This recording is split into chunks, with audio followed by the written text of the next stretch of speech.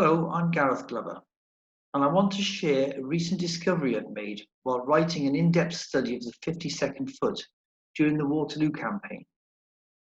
Many of you will have consulted the muster lists held at the National Archive in Kew to identify the company a specific soldier served within, the officer commanding that company, and even where in the line that company stood.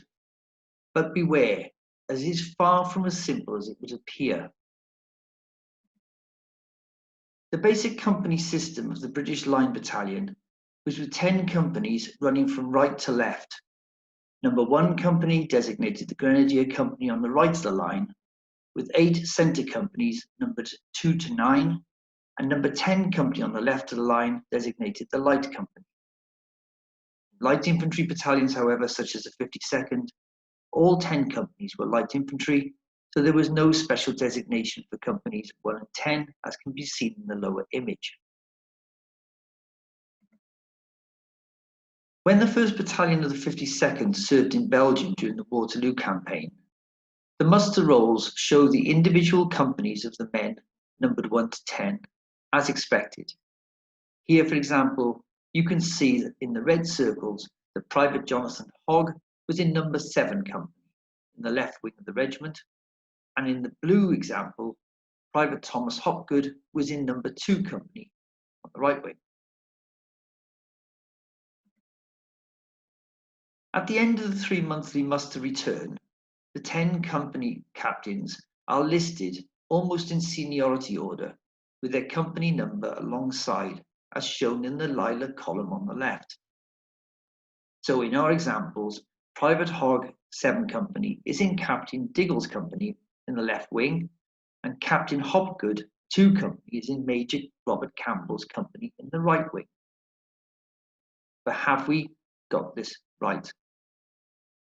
As can be seen by a simple comparison with the Army list of seniority for the 1st Battalion, the red column, they nearly match exactly, except for number 5 company, where Captain Kenneth Snodgrass has been changed for Captain James McNair. This occurred because Snodgrass had been severely wounded at the Battle of Orthez in 1814 and was unable to serve in Belgium in 1815. As Snodgrass had not officially left the regiment, McNair was temporarily put in his place, but he was left at number 5 in the list, although junior to all the other company commanders. It will be noticed that in both lists, Robert Campbell, Robert Brownrigg, and George Young are also emboldened in black on the list, as not being at Waterloo, and their 3 companies were commanded by the next 3 senior officers, Captains Langton, Cross, and Lieutenant Dawson. This makes perfect sense so far. Although confusingly, the Waterloo Medal roll, the green column, lists them in a completely different order, which shows the official officers in command of companies at Waterloo, but now correctly places McNair at the bottom of the list as the most junior. And the Waterloo prize money roll, the sky blue list, shows them in a different order again, showing the actual company commanders present at Waterloo, but not in seniority order. However, George Young was at Waterloo, but served on the staff, and his company was commanded by Langton, who was already on the list. It is actually Anderson, who is missing from the list, who commanded a company at Waterloo. As you can see, there is a great deal of confusion here with all of these lists, but at least they all agree as to who was present and who commanded a company at Waterloo. As to the returns of individual soldiers, shown on the actual company number, these all correspond with company commanders as listed in the June muster roll. Therefore, we can be certain who commanded their companies, and you can see at the bottom how the companies would appear in the line. This makes perfect sense, with the most senior company commander commanding the right, down to the most junior on the left, as set down in the guidelines when establishing a battalion on its initial setup. Except this is totally wrong, and indeed for the last 2 centuries, most historians have been consistently getting this wrong.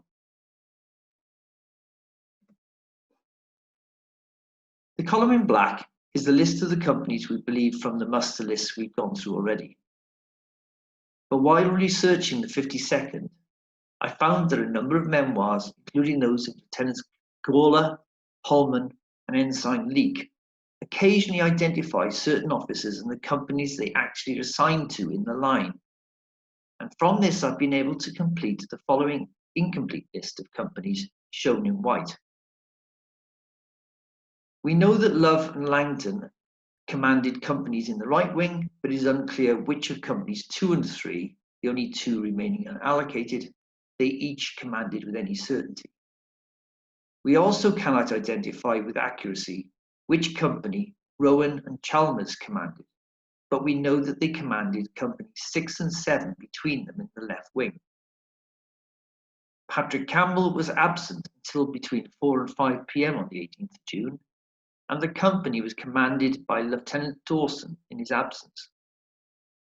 Robert Campbell was absent, and his company was commanded by Cross. In the absence of Young, who acted as an ADC to General Adam at Waterloo, Langton commanded his company.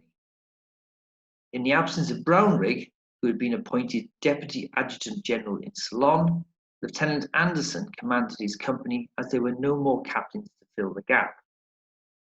A number of recent books on the regiment of Waterloo show that Anderson commanded number 10 company, but my research has shown that Leake's statement that he commanded number 5 company is correct. Unfortunately, only some of the junior officers can be assigned to specific companies with any certainty, as you can see. As can be seen at the bottom of the page, the actual positions of the company are shown in the field. It will be noted here, when we compare them, that there is absolutely no relation to the company number given to them in the muster rolls, shown in white, to their actual tactical formation in the battle, shown in black, making it incredibly difficult to be certain where officers or men actually were in the line of battle. This, however, makes perfect sense.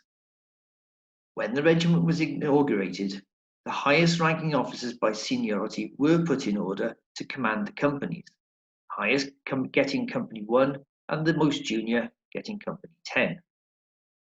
When they were succeeded, however, they were more than likely replaced by a more junior officer, unless they were exchanged. But it would be very inconvenient and a major disruption to have to move all of the officers of the regiment around to keep the sequence of seniority going correctly at all times. This would have occurred numerous times a year. It was much easier and less disruptive, given the frequent number of officer exchanges, replacements because of casualties or promotions, to simply put the new officer into the company that was vacant, without worrying about retaining the order of seniority. In fact, memoirs of the period regularly talk of the subaltern officers, the lieutenants and the ensigns, switching companies as needed. But captains rarely, if ever, changed company to maintain continuity, unless, as with the 52nd at Waterloo, there were more captains in the battalion than they had companies, leaving some spare to step in as necessary, as we have seen above. It is therefore perfectly clear that the company numbers in the returns were simply administrative numbers, and in order of seniority as laid down in the regulations for completing regimental returns. But what these numbers are not are the tactical number of the company in the line. I have checked these results against 3 other regiments at Waterloo, and I've clearly seen the very same anomalies in each. Using our previous examples from the muster lists, if you remember, Private Hogg of 7 Company. Yes, he is still in Diggle's company, but Diggle commanded number 1 company on the right of the line, not number 7 on the left of the line, as the muster list would actually indicate. And Private Hopgood of number 2 Company, which was Robert Campbell's company, but then was actually commanded by Captain Cross during the battle, was in number 8 company of the line on the left wing, rather than in number 2 company on the right wing. Clearly, for military historians, establishing the true position of companies in the line is of paramount importance when describing a battle in detail. Unfortunately, I have not discovered any regimental paperwork which actually lists the companies as they actually appeared tactically on the battlefield. It is only if you are lucky enough to find odd mentions in memoirs and contemporary letters which can help establish their exact tactical position. So for those who want to say that a certain soldier was in a certain captain's company, that's as much as you can say. Because the muster lists do show that Private X is in Captain Y's company. But you cannot go any further with certainty and say which company number that was, and therefore where they stood in the line with any certainty.